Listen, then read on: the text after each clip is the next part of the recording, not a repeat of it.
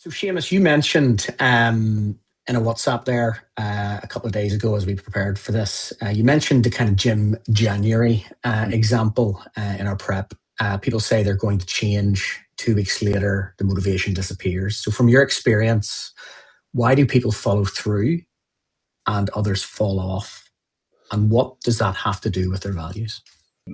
Like for the last probably 15 to 17 years, the first part of my career was really in the fitness industry, working with people who wanted to get fit, strong and healthy. I worked with athletes, built many different fitness businesses. And every single January, I would see the same reoccurring theme. I would see a lot of motivated people come in January. And then in February, a lot of those motivated people would be gone. And I wanted to know why.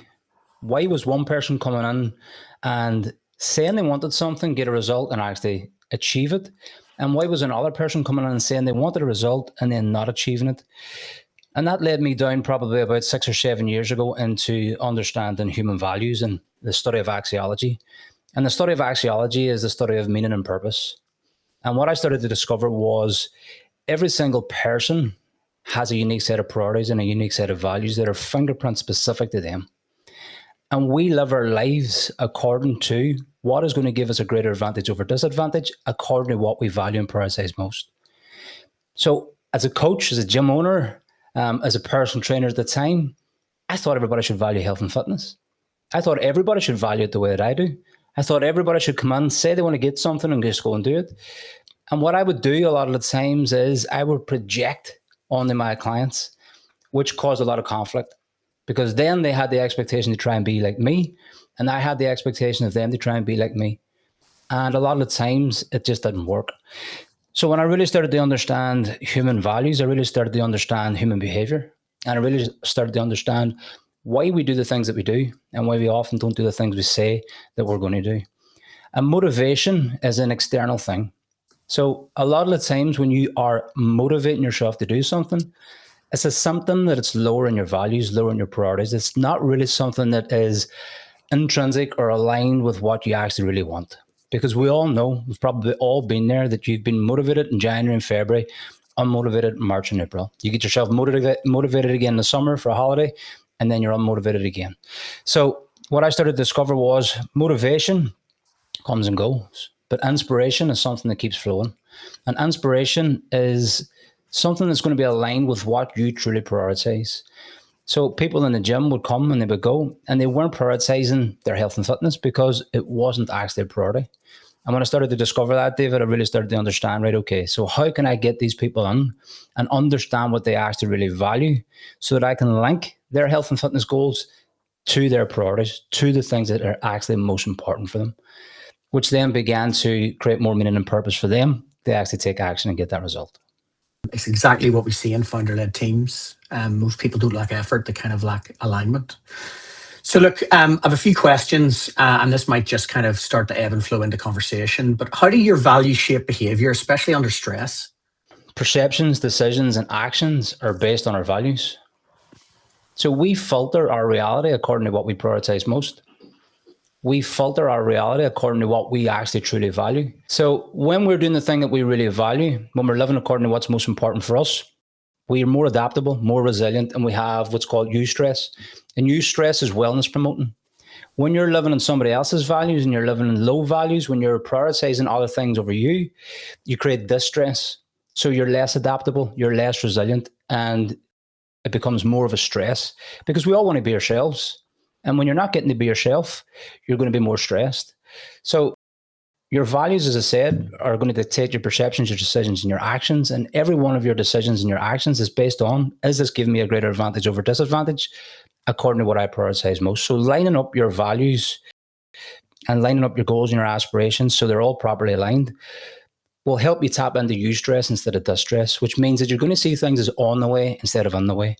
The challenges that come are going to be a way for you to grow, navigate further, and move yourself forward. If you're doing the shit that you don't really want to do and you're living on somebody else's values, those challenges you're trying to escape from, you want a way out, you're not going to be as adaptable. So you'll see that you're going to be more adaptable and resilient in your highest values, and you'll be less adaptable and less resilient and more stressed in lower values. Where does identity sit then between intention and action? So you identify yourself according to what you prioritize most. You identify yourself according to what you actually really value. So I'll give you an example. I'm a business owner. I've been in business for myself for the last 20 years. I'm also a father. I'm also a husband. But my highest value is coaching and teaching. I identify myself as a coach.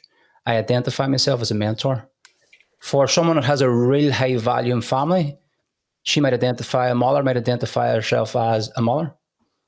So your identity revolves around your highest priority. Your identity revolves around your highest value. And it's also where you actually increase your self-image, your self-worth, your self-esteem, let's say. They also start to increase when you're living in your highest values because you're getting to do the thing that has most meaning for you. So a lot of the times where we have conflict in our self-image and our identity is when we're trying to be someone we're not, when we're living in somebody else's values instead of ours. So let's look at in the context of founder-led teams, Seamus. Why do you feel that, or why do you think founder-led teams start strong and then stall? It's really about like CEOs and business owners looking at the teams that they're working with, understanding their people better. And in business, a lot of the times there's a projection. We project values that we think are important, what society thinks is important, what other businesses seem to be doing. And we start plucking businesses, plug values from other people's businesses and think, great, well, they look cool. Let's put them up. And now that's the values that we're supposed to live by. But that's not what a person goes to work for. A person goes to work to fulfill what's most important to them. So part of the work that I do, David, is helping business leaders understand their people's values. And they understand their people's values helps the business move forward, because if you keep projecting, then you're minimizing them. And nobody wants to go into work to be minimized. They want to be maximized. They want to feel powerful. They want to express themselves in the way that they possibly can. So when you understand that person's values, you can start to match your vision and your mission of your company to that person's values, not projecting what you think they should live by, because nobody's going to do that. Like anybody in a relationship on here, put their hands up. Yeah. How many times do you project onto your partner and you say that you need to do this and you need to live your life according to me and you need to value the same things as me? How well does that go down? Like a lead balloon, Seamus, most of the time. Yeah, you do it long enough, you're getting castrated. It's just not happening. So the thing is we constantly project onto people with the expectation that people should value the same things as us. But if you understand people and their values, then you open up collaboration and communication and things begin to flow. So in your experience, you mean, what shifts inside a team when values are lived in? People want to live according to what's most important for them. People want to feel inspired. And if you're able to match that person's personal values to the outcome of a business, and they see how achieving this goal and vision for the business actually really benefits what's most important to them, they're going to feel more inspired to show up. They're going to feel more motivated, let's say, to show up. And they're going to have a deeper sense of purpose and meaning to go on their work and actually do the thing that they're supposed to do. And it's really about understanding that from an energetic point of view, because when you're living according to what you really value, your energy expands and radiates out. When you're living according to somebody else's values, there's a gravitational pull that goes down. So in terms of mental well-being, physical well-being, emotional well-being, a connection to something greater that's also really benefiting them makes a person show up completely different. I mean, there's quite a bit in that first kind of 15 to 20 minutes. Has anybody got any questions they want to ask Seamus at this stage? There's a lot of confusion out there around people values, and because the world is so busy, and the business world in particular is nothing like it was 15 or 20 years ago, where values is just a statement or a word that's been bandied around. But here's my set of values, but if you don't like those ones, here's my other ones, and that's that's a challenge for people who genuinely feel lost because their values are embedded in a set of values that they formed maybe 15 or 20 years ago when they embarked on business. So I suppose, what is the secret to sort of maintaining those values when everything around you seems like it's falling in on itself? That's it's a very confusing world at the moment for multiple reasons. And I suppose, what are the anchors that you sort of hang on to there, Seamus? For me, like what you're leaning into there, Lorcan, is it's morals and ethics. Morals and ethics and human values are two completely different things. Most businesses, a lot of the times, will grab words: honesty, integrity, respect, hard work, these things. Morally good and morally what you should live by. But that's not really how human behavior works.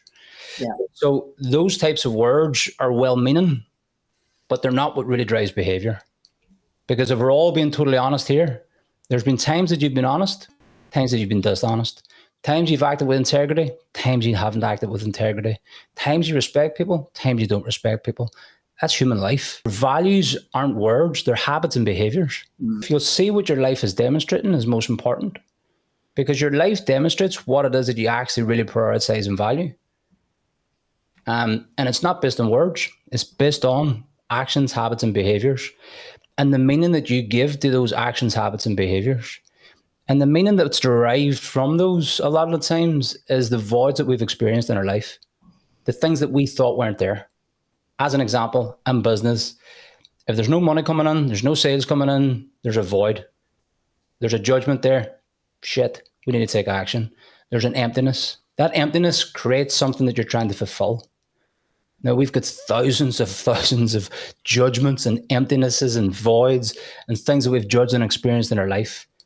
And believe it or not, every single one of them has shaped the values that we have to get us to this point. So whatever we derive most meaning and purpose in, or what we're trying to fulfill most, is what we're prioritizing most. And what our actions and habits and behaviors are going to lead us towards every single day. And there's no right or wrong in it. Every single person has a unique set. And if you look at what your life is demonstrating, you'll see what's a priority for you and see what you actually really value. And for me, it's a state of authenticity a lot of the times, is because when you get to understand what's most important for you, you get to be yourself. Mm-hmm. And a lot of the times, you can let go of the judgments of what you think it should be. Because David Hume talked about this. He's a great Scottish philosopher in the 1800s. He talked about the is versus the ought. The is what your life is, what you really value. The ought is what you think it should be. The is descriptive. You can describe your life. The is prescriptive. Other people are trying to prescribe your life. That's the injected values. Description and what it is your values, is what you love. Prescription and the injected values is what other people say it should be. So if you look at your life, you'll see what you demonstrate, Lorcan, and the same for everybody else. And it's not generally those words. Those words, a lot of the times, are morals and ethics that people think society should live by. Okay. Well, there'll be plenty of time for questions as we move through. So I guess a natural follow-on to that, Seamus, is, how do values help leaders choose what to say yes and no to? If you're living aligned with what you actually value, it should become clear enough. And what you're a lot of the time saying yes or no to is based on, again, what we've talked about. Will this give me a greater advantage according to what I prioritize most? So if we perceive in our choices that this is going to give me a greater advantage according to, let's say, business, it's going to help me fulfill it, it's going to help me move forward, it's going to help me expand and grow, etc., then we're more likely to say yes, and we open up to those things. If people are supporting you in your values, you'll generally open up more. If people are challenging you in your values, you'll then generally close down. So when the decisions and actions is based on something that you actually really prioritize and value, it becomes easier to say yes. If you can't see how it's supporting those, it's easier to say no. Could you give me an example, maybe something that you've experienced recently, but in a kind of founder-led or even a CEO-led business team environment? Being asked to, giving an example, if I'm asked to go and do something, if I'm asked to go and me present this here, for a prime example, David. So I'm doing this because it's something that I really love to do. I can see how it benefits me. I can see how it benefits my values. I get to express myself, speak about, teach about doing something that I really love. So that's easy for me to say yes to. If you were to ask me to go and do something completely different that's outside of my set of values, I'm probably just going to say no, it's probably not going to happen. So when it comes to any leader or any business owner or any CEO, consciously or unconsciously, those decisions are being made according to, is this going to benefit my business? Is this going to help me move forward? Is this going to fulfill me in some way or form? Whether they're conscious of it or not. So yeah, all of our perceptions, decisions, and actions are based on the hierarchy of our values and what is going to give us a greater advantage over disadvantage. So what would you ask people to consider the kind of right next step in order to kind of go on that journey of discovering their unique set of values, Seamus? Well, as you know, I take people through those personal value determination processes. But a really simple way, David, is they look at your life and see what it's demonstrating. What do you do every single day? How do you organize your day? How do you organize your time? How do you organize your space around you? What gives you energy? What drains it? Like, what are you prioritizing every single minute of the day? And as a mentor of mine always shares, he says, when you live according to what you truly value and you start to organize your days and weeks around that, then you stop comparing yourself to other people. Don't compare yourself to other people, only compare your own daily actions to your own highest values. So for me, I would look at my life and see what it demonstrates. And if you look at your life and see what it demonstrates, it's going to demonstrate what's most important for you at that time. So there's a series of questions, as you know, that I deep dive into things with people to get real clarity on it. But look at your time. You always find time for the things that you really value. Look at your space. You always keep things around you that you really value. Your space, there's a study called proxemics. We keep things closer to us, closer proximity, that we really prioritize and value. It could be your office, it could be your phone. What do you do in the phone? It could be your kids. Whatever we keep in close proximity to us, we generally value. Things that are lower in our values, we generally get away. What gives you energy? Your energy is a key indicator of what you actually prioritize and value. I get energized doing this. I love doing this sort of thing. I love talking. I love speaking. I love coaching. That get me to try and do something else that's just not in and around those things, my energy is going to drop. So do an energy audit is what I also say to people. Audit your calendar. And here's, I'll give you 3 ways to look at this. If you were to audit your calendar week by week and you were to color code them, the actions and the things that you have in your calendar, red is low priority, low value. It's not something you love to do, drains your energy. And you'll know when you're taking action on that. Amber is, it's in between. Maybe I can automate it. Maybe I can delegate it. Maybe I can eliminate it. Green is high value. I do this all day long. When you start to look at your calendar in that way and start to audit your calendar in terms of your actions and your habits and your behaviors, the things that you're doing that actually bring you energy, you're going to see what's a real value for you. So how can I then begin to look at all the reds and the ambers and try and get them out of my calendar so that I stick to value? I stick to my highest priority. I stick to the thing that really makes me tick. And as my mentor always says, Dr. DeMartini, he says, you don't pay to delegate, you pay not to delegate. Because if you want to expand your own potential, it's essential that we understand what's most important for us and we begin to organize our days, weeks, or months, our activities in and around what's most important for us. So we get to do that. Because when we get to do the thing that's most important, as I said earlier, our self-worth goes up, our energy goes up, we want to express that and we want to live that.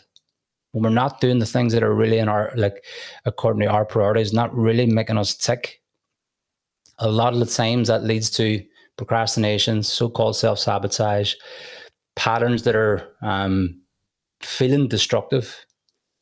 But a lot of those symptoms, a lot of the times, are actually trying to get you realigned. What I would say is, like, definitely look at what your life is demonstrating. It's going to give you a sign of what's truly most important for you. And then do an energy audit. Audit your calendar. Color code all of your actions.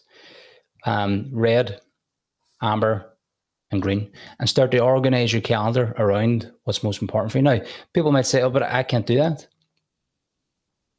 I can't actually just do the thing that I really love to do because I'm being paid. I'm in a job.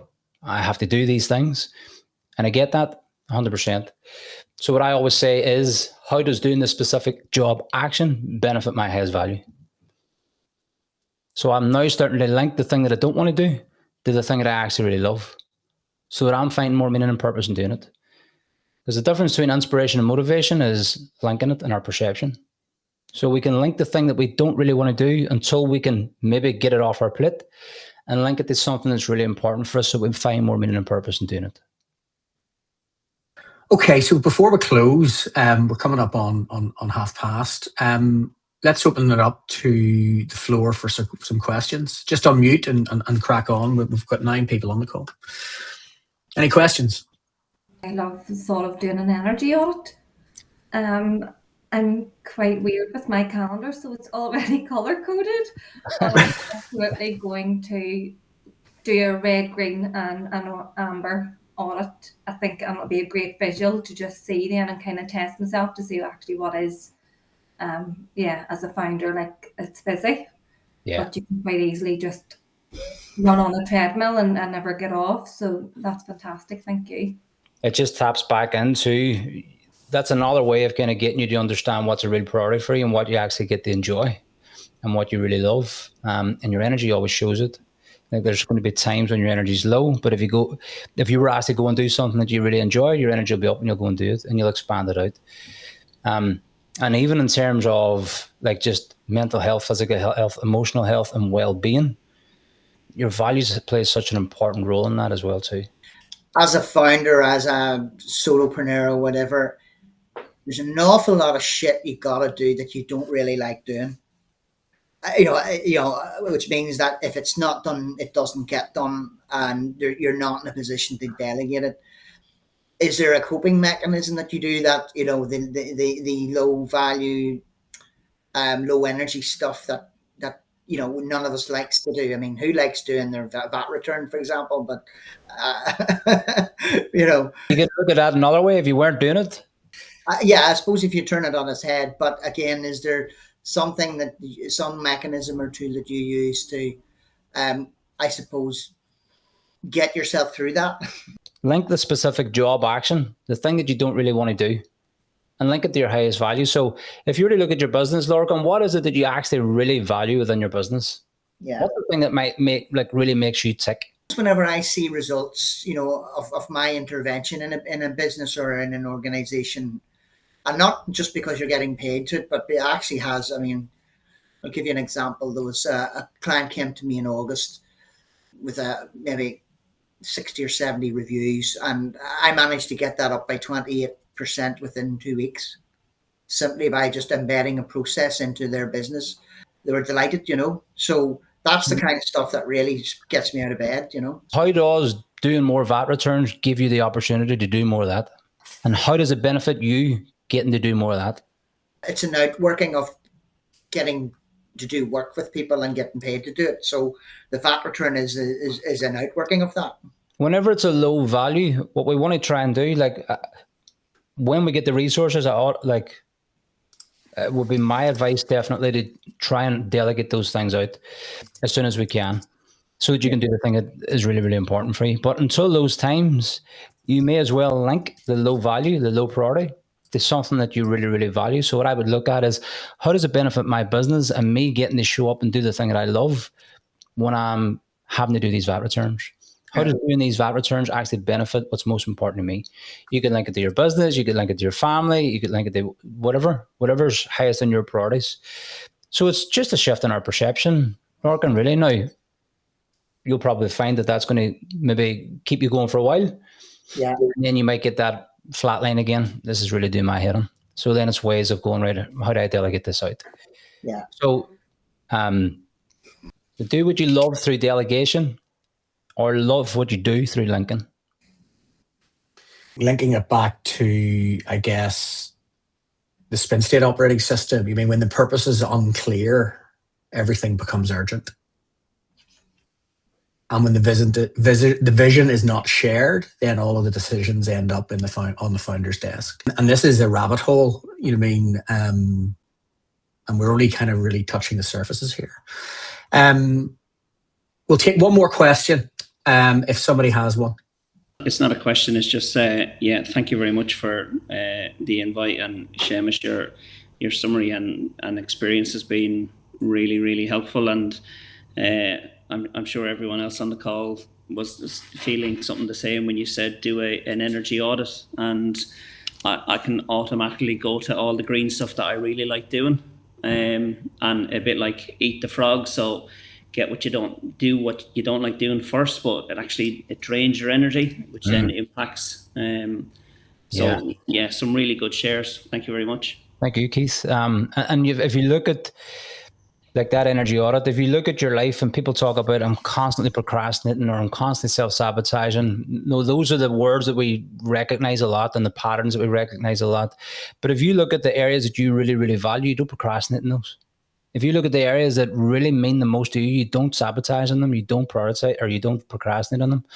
And I have a different perception on self-sabotage because we don't actually sabotage ourselves. So there's always a hidden motive in some way or form. And a lot of the times that so-called self-sabotage pattern, the motive is to get us back to what's actually a priority for us. And the procrastinations and the hesitations and frustrations are symptoms that, one, we don't have a clear strategy, maybe, is what David mentioned, or two, it's not actually really aligned with what we actually want. And one of the biggest things, and you can maybe resonate with this, that I feel is a lot of the times people actually really know what they want, but they're afraid they actually admit it. And they're afraid they actually sit with it and allow themselves to just value what they actually value and what their life is demonstrating. And one of the most powerful things that you can do is to understand what that is and live in alignment with it, because you can't fail at being you. And it's where you will feel your most authentic self. It's where you will maximize your potential, where you will feel most energized, more organized, more congruent with what you say you want to do and actually do it, is when you understand what's truly most important for you and you organize your business and everything else that's important for you in and around that. So understanding that process and the hierarchy of what those values are, for me, from all the people that I've worked with and for myself as well too, in the study that I've done on it, has been such a transformational tool of helping people really identify who they are and what's most important for them so they can get on with doing that. Your point about be yourself, and that's how you'll show up. Yeah, and who you are and being yourself is an expression of what you really value. Brilliant. Love it. Okay, so look, values, they're not fluff. They're operating instructions for our behavior. And when our behavior aligns, I guess ourselves and our teams can move forward with clarity and consistency. And I guess that's what I'm trying to create with this people first operating system that we're building here in Spin State. So Seamus, thank you so much for your time. I mean, I can listen to all of this stuff all day. As I said, this will be recorded. This is recorded, sorry, and will be up so we can watch it back. And then I would just invite people to reflect. And yeah, really appreciate everyone spending the last 40 minutes with us. So thank you so much. Thank you, Seamus. And have a great day, everyone. Take care. Thank you. Yeah, good to meet you all. Take care. Thank you. Take care, everyone. Bye-bye.